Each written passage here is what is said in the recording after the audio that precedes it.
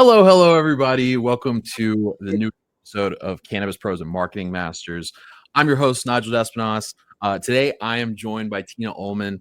Tina, where do I start? Tina has a really significant hold in Southwest cannabis right now. She is like power player moves. She has a history in hospitality. She knows her way around brands, retail environments, distribution, wholesale. I mean, like you name it. She's been extremely active in the activism space. She's been very much involved in terms of Nevada's legal process for cannabis.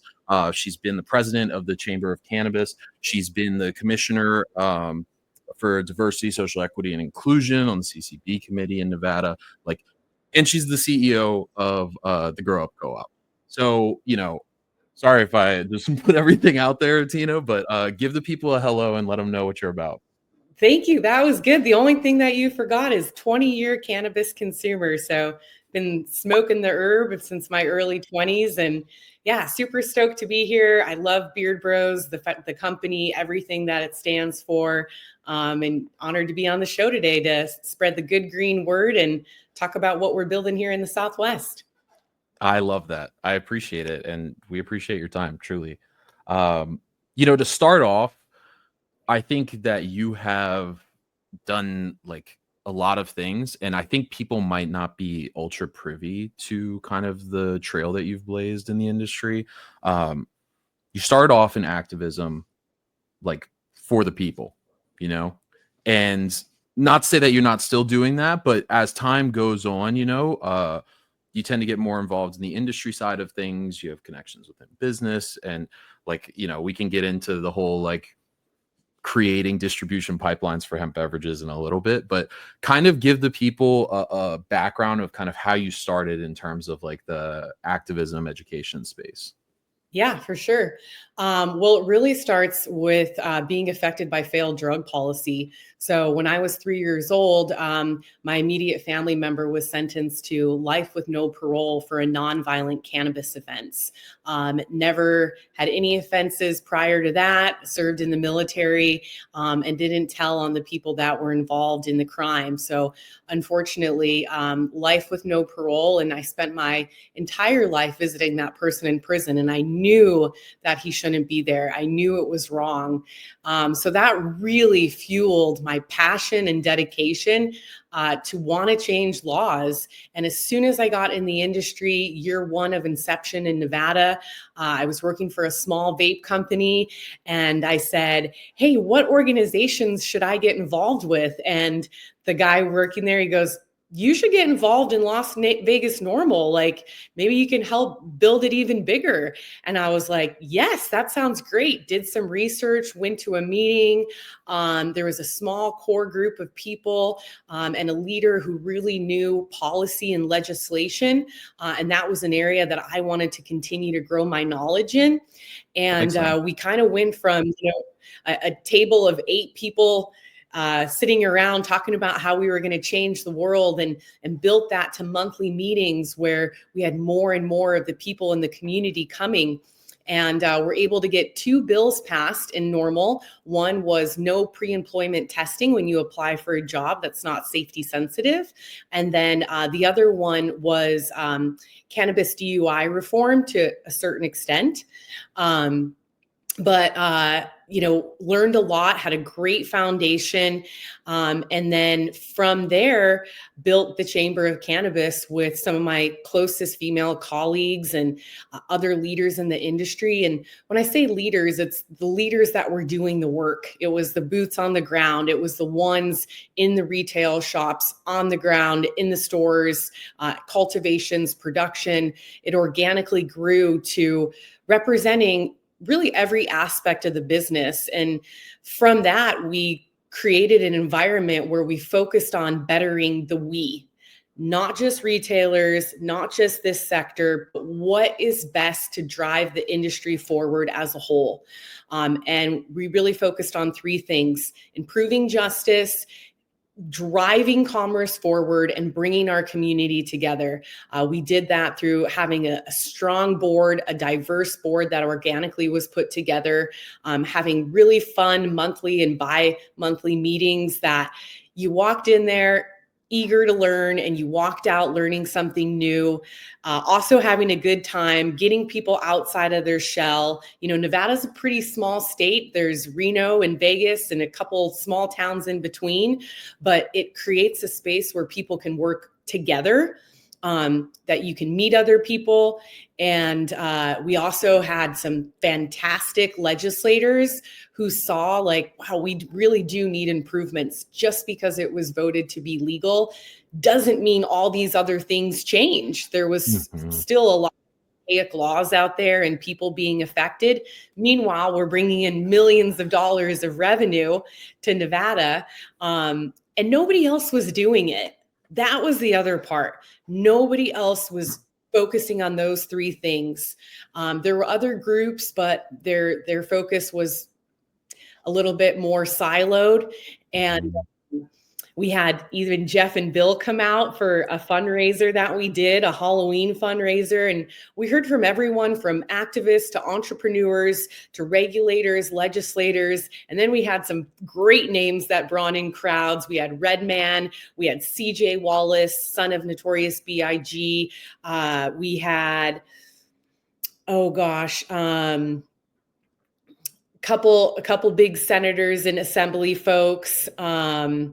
Just so many great people. Jasmine Mans from Buy Weed from Women.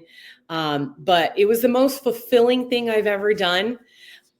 It was also the most challenging because it wasn't our volunteer time. And one thing I learned along the way is if you want to change the world, you got to know how to pay for it. And we formed this organization right before COVID.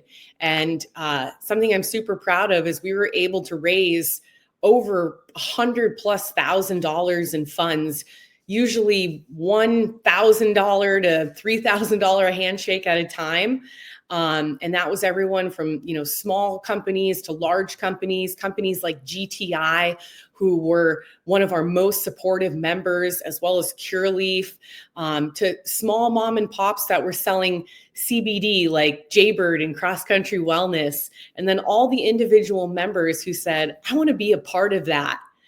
And it gives me chills just talking about it because, again, it was so fulfilling that I took this desire to want to change laws and, actually put it into action. I wish I could have done even more with specifically criminal justice reform. But we got a lot done, and just proud of everyone who made that happen. So from there, it taught me, hey, if I can run an organization, I can run a business.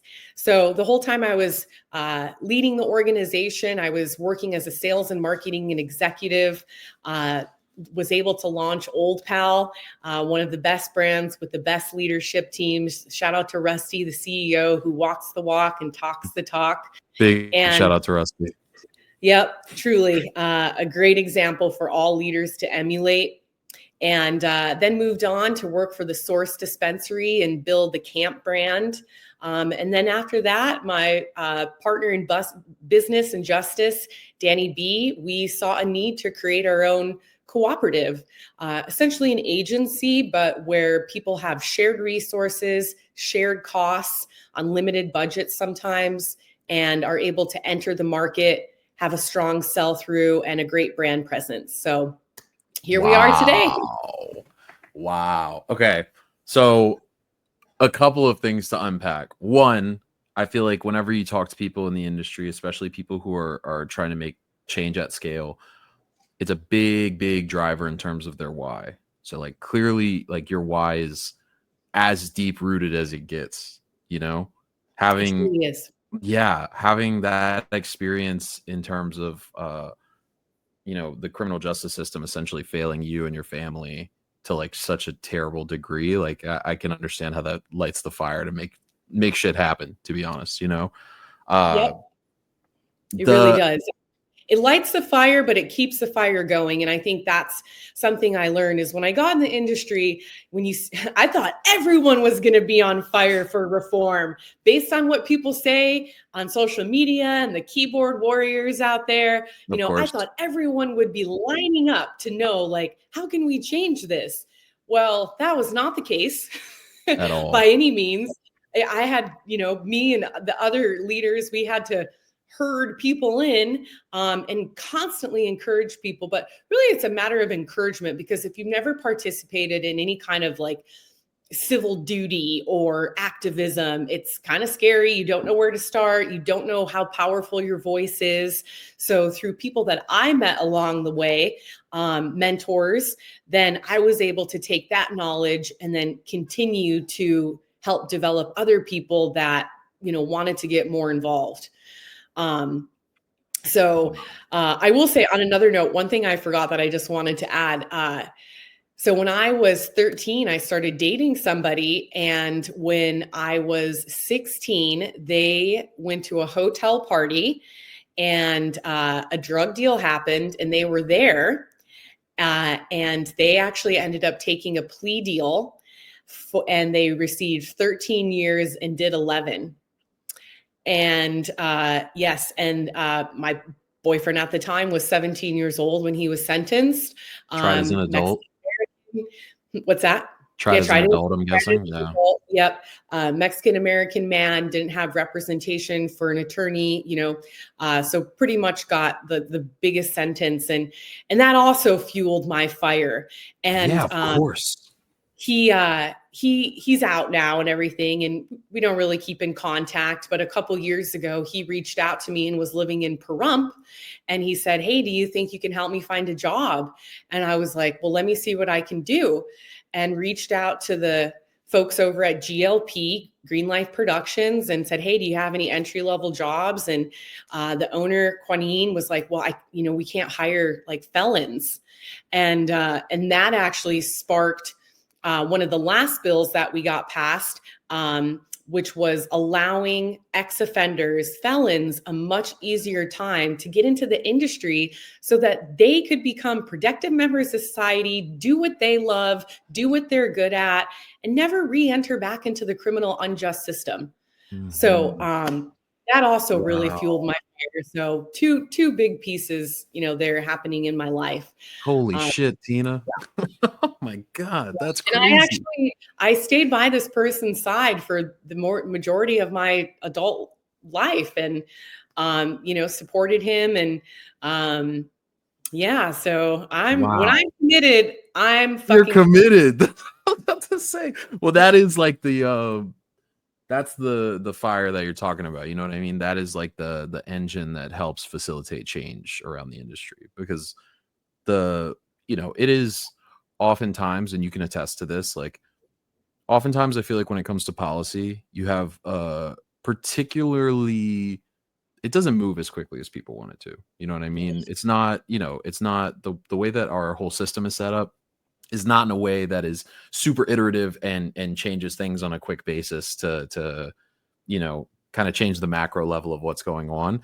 It goes through small steps, and those small steps are time intensive, sometimes resource intensive. Yes.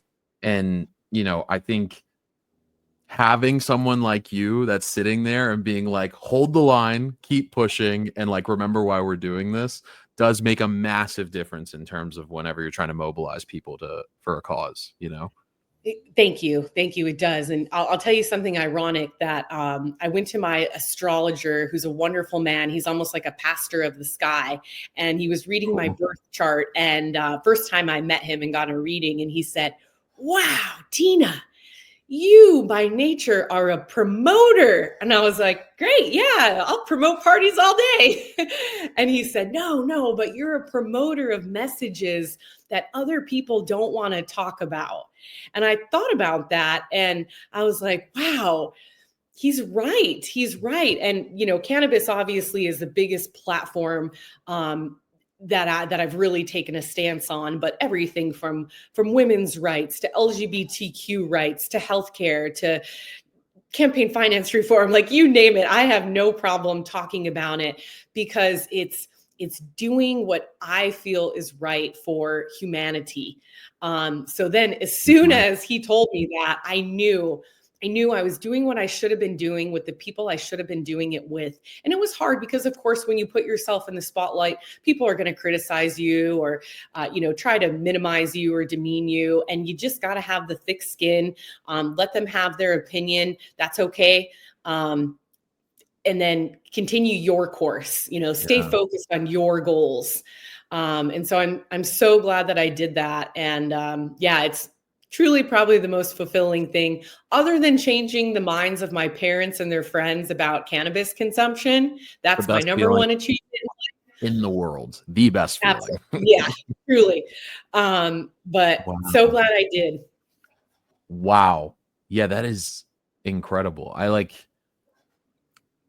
want to keep diving in on this because I feel like there is oftentimes a lot of people, I want to say probably grand majority of people, I will say probably 95% of people who think about moving into a space where they deal with policy, deal with working with governmental figures or regulatory agencies or things like that.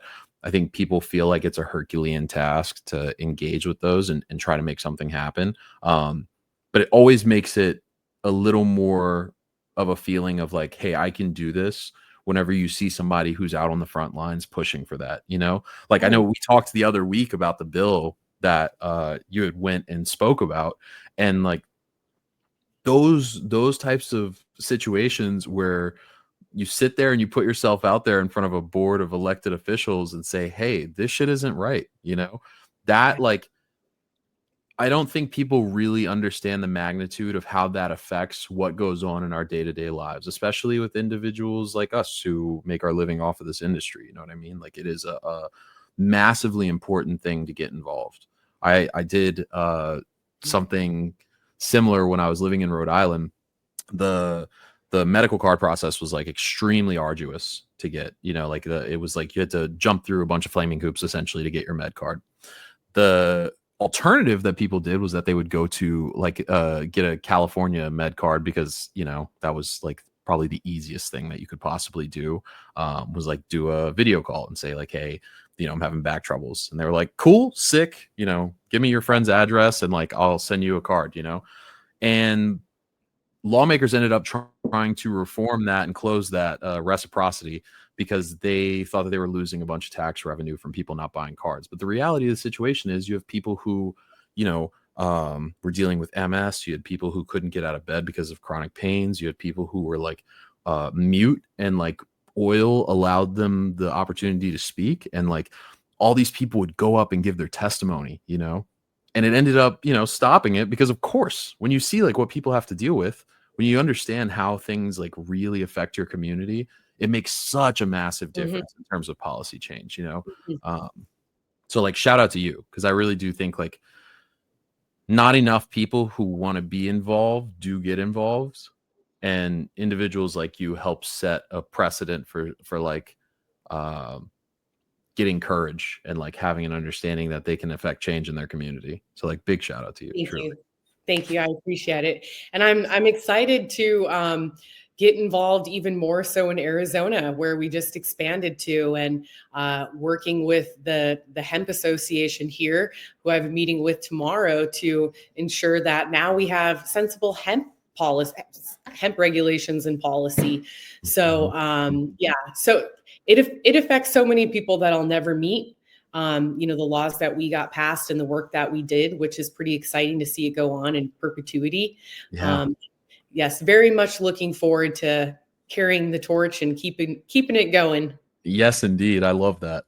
Okay, so I am gonna kind of switch gears now, and what I want to talk to you about is like the entrepreneurial aspect of your career so far, right? You kind of went into a place where, you talked about the co-op.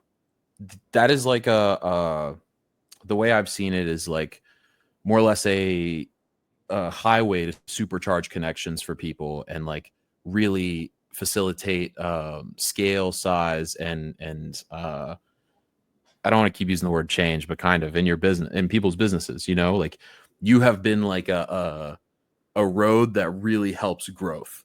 And I want to know how you got to that. I know you know, the people who, the end users, are not what we stereotypically think about in our space. You know, I think people typically think of like 20 to 35-year-old consumers. And a lot of the work that you've been doing in the hemp beverage space specifically hasn't been catered towards that, but like you're really uncovering something for people to see on a way larger scale. So like, could you talk a little bit about that?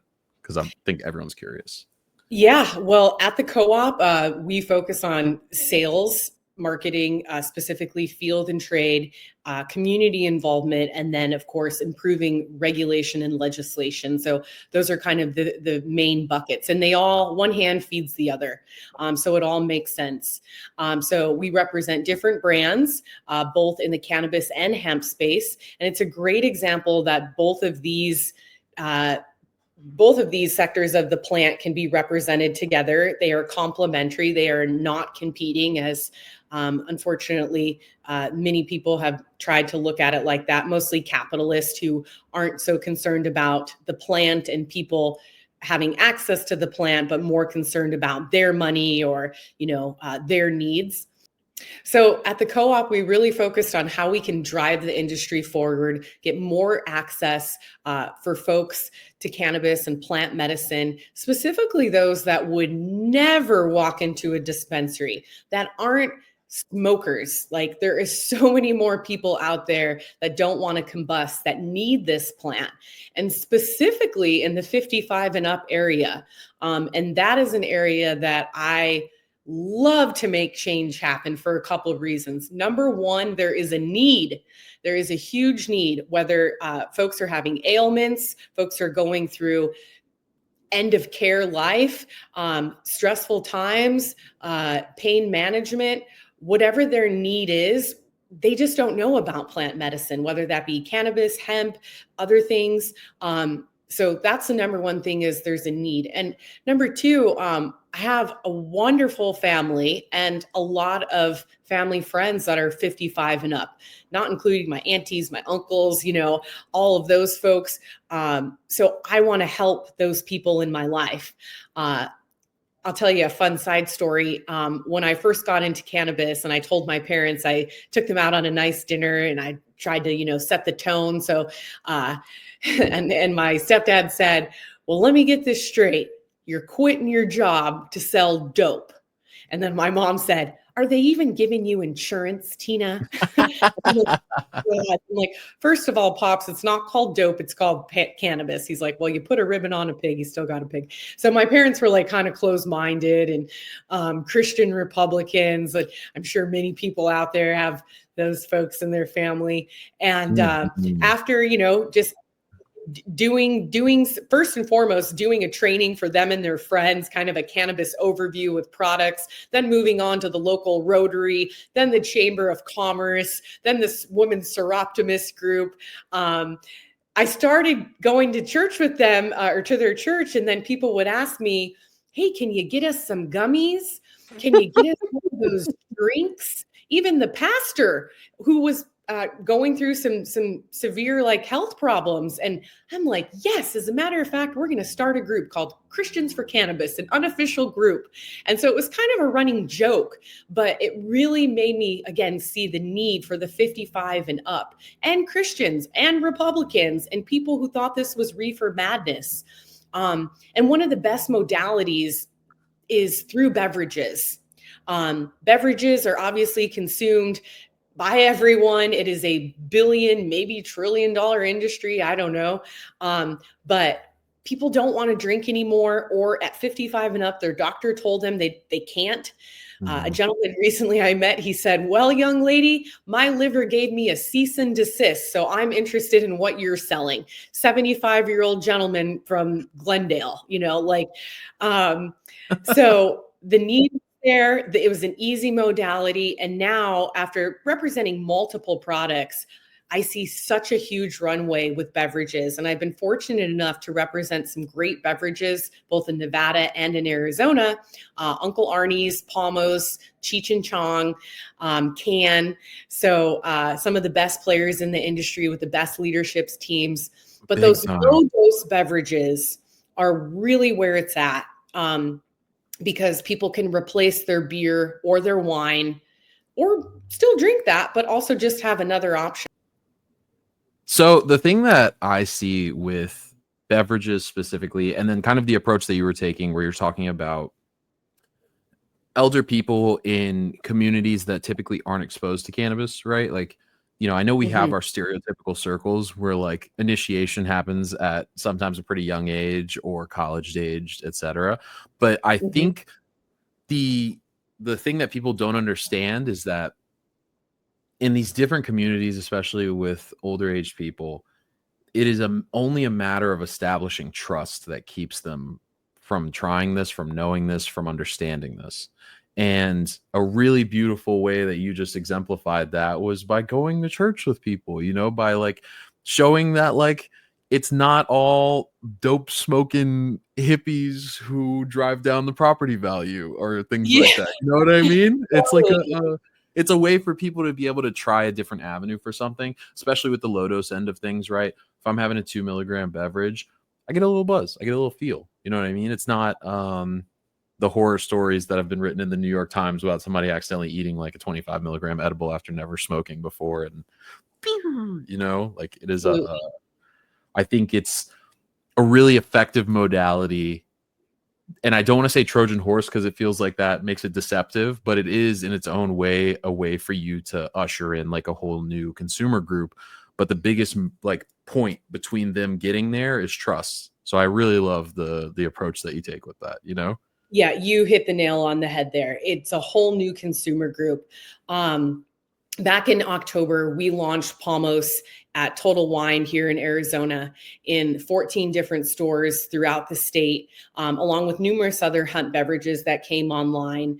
And the amount of people that we now are able to bring to the plant just increased 100 times. Probably sold more in a 90-day period in Total Wine with low dose beverages than I did in a 2-year period in Nevada selling to dispensaries. Why? Because people going to dispensaries are, number one, 60% of them are buying flower, or number two, then it's vapes, and number three, it's gummies, right? Beverages are very low. But when you get it into a beverage store and someone's walking by, and it was always fun to see the faces were like, wow, THC? Wow. And then the next statement would be, oh, some relative, my niece told me about these, or I saw this on social media. My coworker was talking about this. So it just opened up a door to tell people about these low dose beverages, how it would make them feel, what to expect.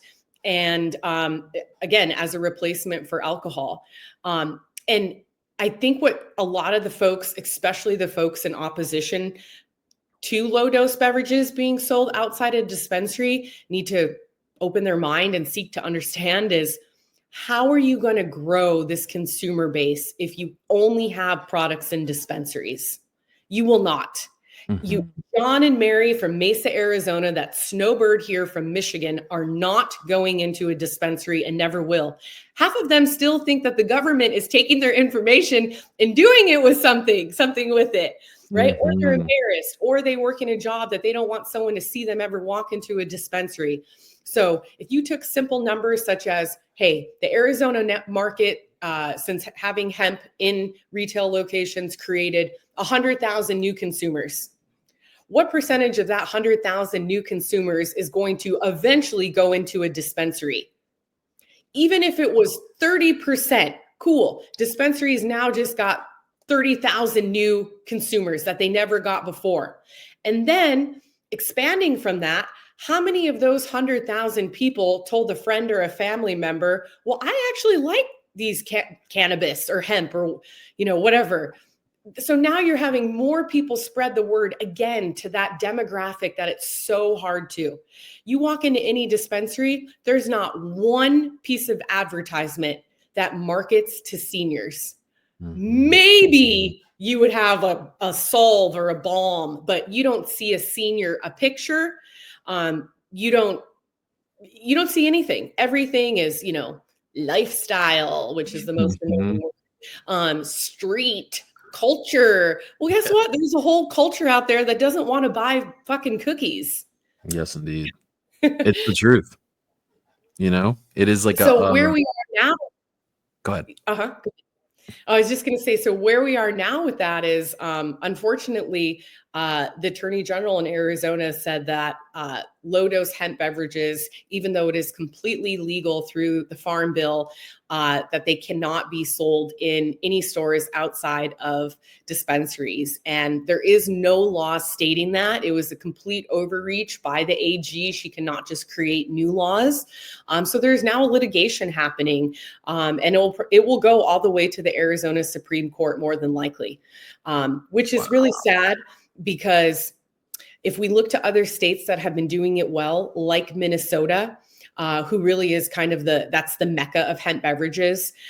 There's been no issues with public health and safety, number one. And number two, it has brought in unbudgeted tax revenue that no one ever thought about. And as Trump pushes all the responsibilities and all the financial responsibilities for government programs to the states, every single state is scrambling. Where the fuck do we get this money from? Right. No commodity that has a larger runway to bring in tax revenue and create new jobs and help people stop drinking other than low-dose THC beverages. So there's so many more things that will be going right when those drinks are back allowed in Arizona. And the states that are allowing them, you're seeing an evolution of the plant that is so exciting. It is such a crazy, and we talked about this on a different call that we had, but my local grocery store, they have 30 something, I want to say, locations in Louisiana called Rouse's, and they have a THC beverage section in the grocery store. So like, I literally get to watch the people that you're talking about, who I know have a massive disdain for cannabis, walk by this, look at this and see it. And maybe that's starting to move the gears of perception and change that around a little bit. It is like it's a massive needle mover to be able to have that aspect of normalization push into our lives, Huge. Absolutely. Yeah. And if people are really love and respect the plant and see the health benefits, the wellness benefits, then they won't think like that. They won't be greedy capitalists. But unfortunately, that is what we're dealing with. So, we like to say, be better, not bitter. And if you want to have a conversation, or, for someone that's in opposition, or if you think this is taking money out of your pocket, like, I invite you right now, open invitation, hang out with me, come in the field, come in the streets for a day, meet cannabis consumers, meet John and Mary from Mesa, and then ask yourself, is this really what I should be fighting against? Or should I actually be putting my energy into creating better regulations that will drive commerce and drive revenue and help me operate better? The other thing is, most of the legalization that happened was from either a ballot initiative where someone had to go around and get a gazillion signatures to get it on the ballot. That's absolutely what happened in Arizona. And it was supposed to be regulated like alcohol. So if that's what the constituents want, that is what our political leaders should be doing. You're working for the people, not special interests, not a dispensary group that is greasing your palms and telling you, you got to stop this. This is wrong. So I'm always happy to stand up for what is right. Like we talked about at the beginning of the call, Absolutely. Even if that means some stones are going to get thrown at me, I know what side of history I want to be on.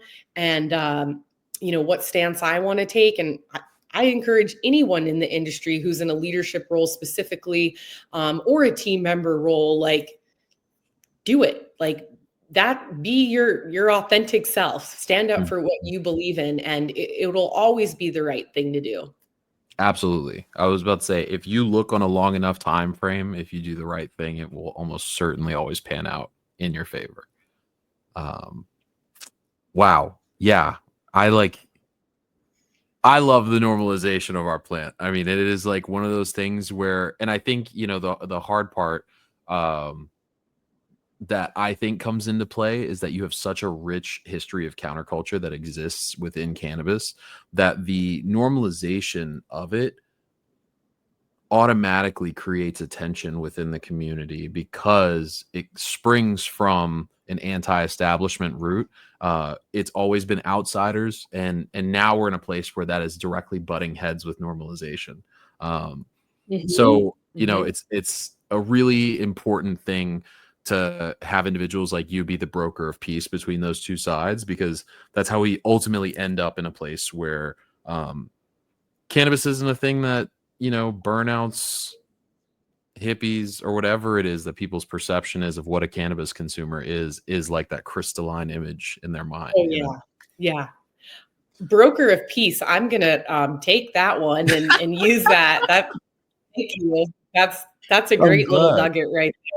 Well, that's what it is, like it's a very tenuous industry that we work in, especially ever since the split that's happened with this whole cannabis versus hemp farm bill situation. And like, you can understand both sides of it to some degree, because people paid a lot of money in terms of getting into regulated markets. And then, people have the way that the market should be in terms of operating in hemp, right? Like it is, part jealousy, I think, that a lot of this tension tends to arise, Yeah. Well, anyway, the funny thing is about the jealousy is every dispensary owner has the opportunity to carry these products in their shop, number one, and they're not. Consistently, we would hear when representing Palmos in Nevada, wow, your product's really cool and it tastes really great, but drinks don't sell here. And low dose drinks definitely don't sell here, right? So you're getting mad that someone else is doing good. And that is 100% pure jealousy. The other option is if they're a vertical, which 90% of dispensaries are vertically integrated these days, make your own goddamn product. We've already seen Select do it. Like, hey, they're not complaining. GTI, also, they're not fighting it. It's the people that are like, hey, that's not fair. And maybe you did pay a lot of money to get involved. That was your choice. Then why don't you create regulations where we can sell hemp beverages on the strip? Like, why don't you create regulations that get rid of the 1,500 feet stupid rule from parks and churches and casinos because it's just some arbitrary number someone pulled out in Nevada? But it's never, with a lot of these other associations, it's never about driving revenue. It's always about, this is mine and no one else can have it. Yeah, keep cornering the piece of pie. Oh yeah, like that is not how we're going to increase normalization. Yeah, for sure. Okay. Another. Oh wait, if you have, let me know. I was about to say, because I want to. The part about the show that I love is that I get to pick people's brains from a lot of different aspects of marketing in our industry. And field marketing is one that doesn't get like near enough love, near enough explanation as to what goes on with that. It is the, under revenue generation, you tend to see sales and you see marketing. And field marketing is really that place where, they come together in like a really cool and beautiful way of mobilizing a brand and building an audience. And when we talked, your message behind it on why field marketing is so effective is that you were like, I'll go against any advertising any day. You know, you can run my team versus ads any day, and I'm going to give you a 10x better outcome. And I really want to know like what the basis behind that, what the secret sauce is, what the motivating force is on why that is leagues better than, say, like a traditional advertising campaign.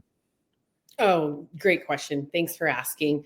Nothing compares to a personal relationship that you create with somebody in business. When you take the time to get to know that person, get to know their why. In cannabis, people have a why. If you work at Walmart, you might not have a why, but get to know their why.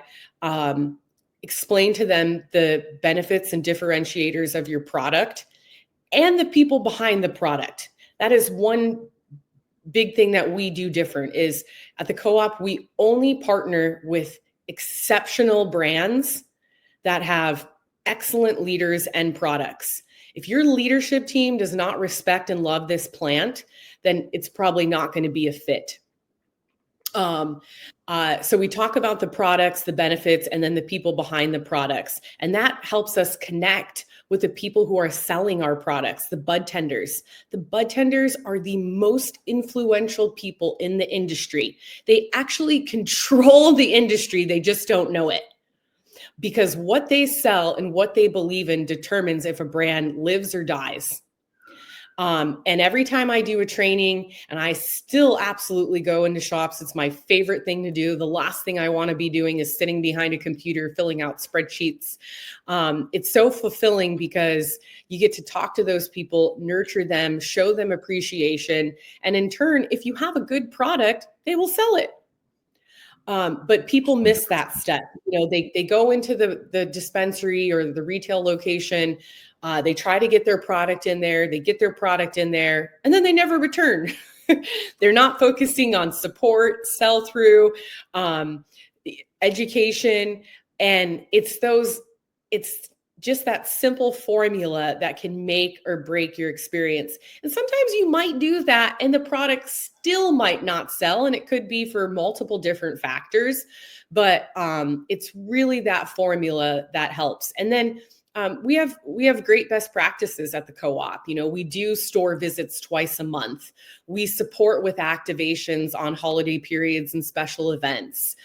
We do trainings every 90 days. We bring something. Everyone wants a snack. I grew up going to 4-H, if anyone knows what that is. And I know 4-H. Arts and crafts, because that's all my mom could afford. It was $1.25 for us to join. And I make these snack baskets. I've been doing it since I started in the industry. And it's just like a small little niche thing that when I walk in with this huge snack basket, and I only bring things I would want. I don't bring cliche things or gross things or generic things or where someone's like, ooh, if they don't like your snacks, they're definitely not going to sell your shit. So, and then of course, also management. A lot of times we've seen leaders come in as an entry-level position, whether inventory or bud tender, they get promoted, but they never had leadership experience. No one ever taught them how to lead a team. And oftentimes they're young, they're under 35. So making sure that people in management feel valued and heard. But yeah, that's really the secret sauce to the field marketing, and the conviction, the passion, it all ties together. That is like something that I always tell people. Most of my career has been sales. And the biggest thing that I always tell people is that, I feel like people tend to think of sales solely in the silo of like cold calling, emailing, essentially like super repetitive tasks where you just try to get volume. And that's one aspect of it because you have to generate leads. But the other part of it is really building a relationship with people, because at the end of the day, people want to do business with people that they like, and people want to like feel like there's something more going on than just a transaction. Because end of the day, to be honest, if I only feel like a transaction is what's happening, then a transaction is all it'll ever be. And that doesn't set a tone for looking into the future, seeing what's to come, being able to actually engage with each other as people, as opposed to, individuals in a market or whatever, Yeah. It's like a massive difference. And I think the human element of selling is like really where the co-op succeeds and thrives, because you know, it's been just impressive to see the pipeline of distribution that you've built, and like the way the what is behind that is humanness. It's genuineness. It's having an understanding of who am I going visit? What do they want? Like it's not a I'm just trying to move my product. I need to get my whatever, you know. It's like, what can I do to make this like facilitate the best interaction with me possible? And really like, what would I want somebody to do if they walked into my store? Because Yes. I brought donuts, like in the same vein of what you do with the basket. I've done field visits where I brought donuts, and like the way that a staff lights up whenever they see that somebody actually went out of their way to get them something that wasn't just like, I don't want to say just for show, but like you really are just saying, hey, I'm dropping this off, here's my card, stay in touch. I just wanted you guys to be able to munch on something, because I know the floor gets tiring. Like, people light up, people get so excited by the fact that you care. And I don't know, business is a realm of relationship building, right? Mhm. And I think, again, the way that the co-op does it is a really smart way to go about it. Now, drilling in to what you guys do, right? Can you tell me like about a particularly successful site visit or like experience that you had with customers, and like how that affected kind of their perception of the product? Oh, yes, you bet. Really launching Palmos in Arizona at all the Total Wines, it was like going back to year one of inception, right? Uh, Definitely lots of consumers that are employees at Total Wine, but people don't know the difference between hemp and cannabis. What are the details of that? What does that mean? What are the health benefits of cannabis? Still trying to break some of those stereotypes or preconceived notions that people have, Mhm. and that I really think, like, for me, interacting with snowbirds and the people 55 and up was probably the most moving part of that. Getting people to the plant that had never been. But that required me being in store. That required me as the CEO doing the tastings, me doing that after hours on Friday nights, on Saturdays during the day. And one of the best interactions I had with somebody was recently. I was speaking with her. She told me her story, speaking with her for like 30 minutes there. And we became Facebook friends. And every time I went back to that store and she saw that I was there and I posted it, she came to visit me.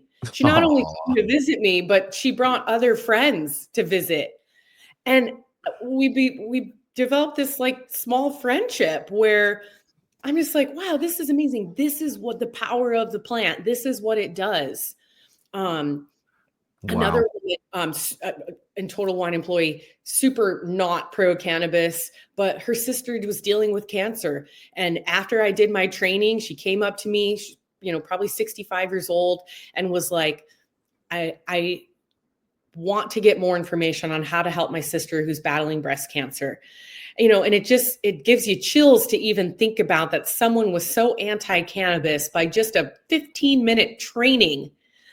And I explained to those folks, it doesn't take the pain away. Somebody told me this, a chronically ill patient, it doesn't take the pain away. It just makes it easier to deal with. For And it sure. also helps those people that are dealing with their end of life care. And I think so many times people say mean and hurtful things to their family members because they're on so many pills that it makes them like that.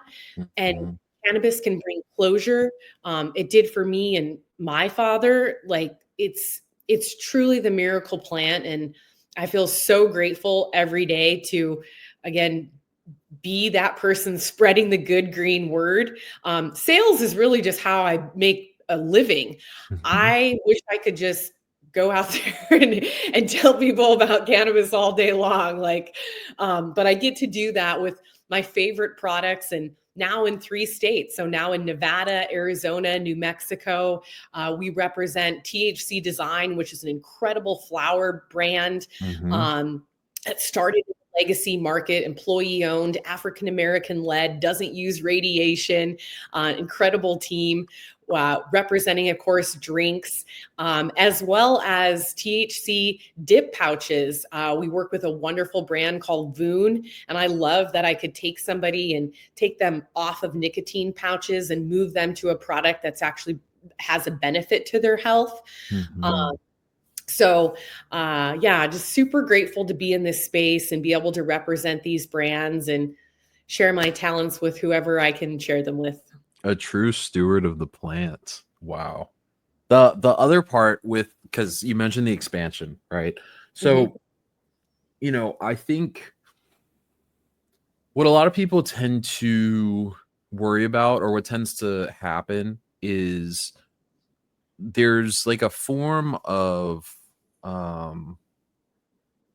loss, I want to say, that tends to happen when size comes into the picture with a business, right? Where people really worry about having the same white glove, like close experience whenever it's, say, a mom and pop shop versus a 7-store chain or something like that. And I know with the co-op, you are starting that expansion plan where, again, you moved into your 3rd state, which, like, congrats, that's massive. With that, what's the way to, like, keep the authenticity, keep the magic, keep the love? Like, how do you embed that in everything that you do? How do you make SOPs for heart, Yeah, well, number one, lead by example. You can't expect anyone else to do something that you didn't show them how to do. So it starts with you, with me as the leader. And unfortunately, so many leaders, not just in cannabis, but all businesses, they just throw you out there and say, go figure it out. Although being able to figure out is a very important skill in business, you got to lead by example, and we have to train people well.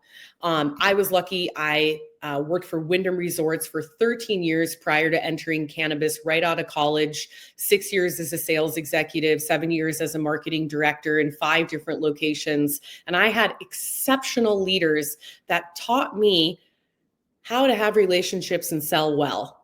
And so I just take most of these ideas are not even mine. There's someone taught me and I remembered, even with my stoner brain.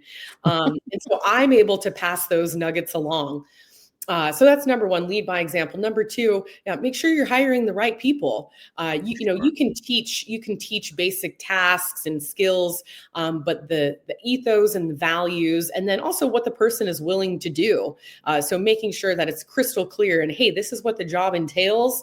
Can you do it or not? If not, that's okay. Thanks for playing. If so, let's rock and roll and change some lives.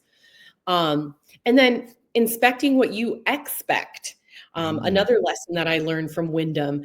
So when you have formulas, when you check in, when people report out, when you're hitting your number, expecting those little details, which usually, devil's always in the details. For sure. You shouldn't have too many issues. And you should create this well-oiled machine. And I'm so proud to say that we've done that with our team of brand representatives. We call them smokes models because they are the model, truly the model for the product. And there's so much more than a brand ambassador. They are young entrepreneurs, content creators, visionaries, cannabis, passionate about cannabis, and they're able to go and help and do the field and trade marketing and the events and the content when I'm not able to do that. So we now have a team in Nevada and Arizona, and shameless plug, I am hiring right now in New Mexico. And we pay probably $10 more an hour than dispensaries pay people. So, and that's on a tiny little entrepreneur budget with no big capital investment behind it. So if we can $5 an hour, dispensaries can pay $25 an hour. But yeah, if you know anyone in New Mexico, send this is the bat signal for everybody. This is the bat signal. Talk to Tina. Talk to me. Okay. That is like a I feel like the most succinct masterclass that you can give in field marketing possible, because and again, the hospitality background, I feel like speaks to this. Like, it touches everything that has to do with this, because in hospitality, you're making people comfortable, you're making people feel heard, you're making people understand a message. And it's the same thing in this, you know what I mean? You're bringing those principles to distribution, to sales, to really forge relationships that hopefully with time are really impacting people's relationship with cannabis that otherwise probably wouldn't even be looking in the direction of it, you know? Yes, 1000%. So, okay, I have two questions and then we'll sign off. One, whenever people, barring you, because I feel like, you know, you have really infectious energy. And from what you say, that tends to extend out to your team. But like, what do you want somebody to walk away feeling whenever they've interacted with a member of the co-op? Oh man, all the little warm and fuzzies. Just where, you know, they're happy they stopped. They're glad at what they learned, Mm, and they see that there's still great people out there that, you know, yes, have that energy, that because energy doesn't lie. Energy, sales no, is the transfer of energy. Um, 100%. yeah, that it was worth their while. And just really those kind of, yeah, those three things. Good vibes. Yeah, good vibes. I think one of the nicest compliments I ever got recently in New Mexico was I'm chatting with this lady and she's asking me all kinds of questions about the hemp beverage drinks. And she goes, I just want to tell you, I can tell that you really love your job. That's the I'm best like, feeling yeah, ever. sister, like changing the world one cannabis product at a time. I used to say one doobie at a time, but now it's one cannabis product at a time, a THC product, whatever. Hmm. And I thought, wow, thank you so much. Like that's so nice of you. And job, you know, the world is so hard. It's so hard right now. I mean, people are so uneasy about what's going to happen in our world, our country specifically, that if there's just this one little shining light, that I can be that light, that the team can be that light, and we're doing this all through the power of the plant, then my job is done. I did well. Hmm. And it's one of those things where following trueness and genuineness tends to lead to a good place business wise, which, Yeah. you know, you don't always see, especially in a pretty hyper capitalistic society. Um, Yeah. you know, Yeah. the Yep. other question that I have for you Hmm. is, you have somebody who, I'll give a couple perspectives and you know, pick whichever one that you'd like, or you can talk to all of them. You have somebody who comes from outside of the industry and they want to get involved in a field marketing role, trade marketing role, and they haven't done that before. Or you have somebody who's in the industry and they haven't. And maybe they're coming from ops, maybe they're coming from, you know, sales, maybe they're coming from somewhere else outside of marketing.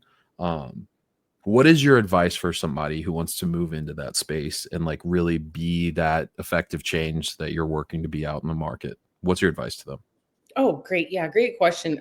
So find people that you think do it really well, learn from them, emulate them. Sometimes you can do that by making a personal relationship, but sometimes it's just looking, you know, social media is to our benefit. Now we can see, how is somebody else doing this?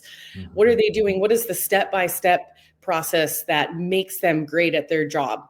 So you don't have to reinvent the wheel. I have so many people that are mentors that I'm able to emulate. And if they don't know anybody, they can call me. And I love training people. It's truly so fulfilling. Um, Look at what the requirements are and ask yourself, can I do this well, and will I enjoy doing this overall? You might not like Mhm. every task, but Right. will I enjoy doing this? Will I be able to make a living and feel fulfilled? And if that is the answer, then you should freaking go for it and give 110% and do what you need to do to show up in excellence. and be open to being coached, be an open book, and, it will happen. It will absolutely organically happen. And then again, representing a brand that you love, and you respect the people behind the brand. That's huge. Oh, okay. I mean, yeah, that was like the best bow that you could put on this, I like, that's perfect. Where can everyone find you? Tell everyone where they can find you in the co-op. I'm in the streets, guys. I'm in the streets. No. So you can find me in the streets in Nevada, Arizona, and New Mexico. You can call me Teapot on Instagram. Get it? Teapot. I love that. Tina Ulman on LinkedIn, Tina Ulman on Facebook.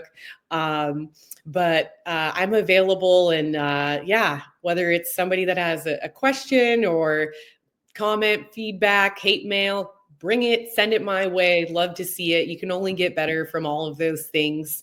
But yes, always looking for the next partner, the next client, and the next person who really wants to take their brand to the next level, while staying true to their ethos and values. So I'm just super stoked again to be on your show, Beard Bros. Everything that they've built has been an inspiration to me since my normal days. And just the fact that, podcasts like this, where it's full circle, just has you getting all warm and fuzzy and want to go smoke a doobie after this. So hell yes. I am like beyond stoked to have had you on this. So I really do appreciate it. Your time is valuable. So thank you for that. Thank you. Everyone, you can find me, Nigel_Ds on all socials, Nigel Despinasse on LinkedIn, Beard Bros Media Network. You can find us literally anywhere. Type in on Google Beard Bros. If we're not the first to pop up, then something's wrong. This has been the 11th episode of Cannabis Pros and Marketing Masters, and we are signing out. Thank you, guys.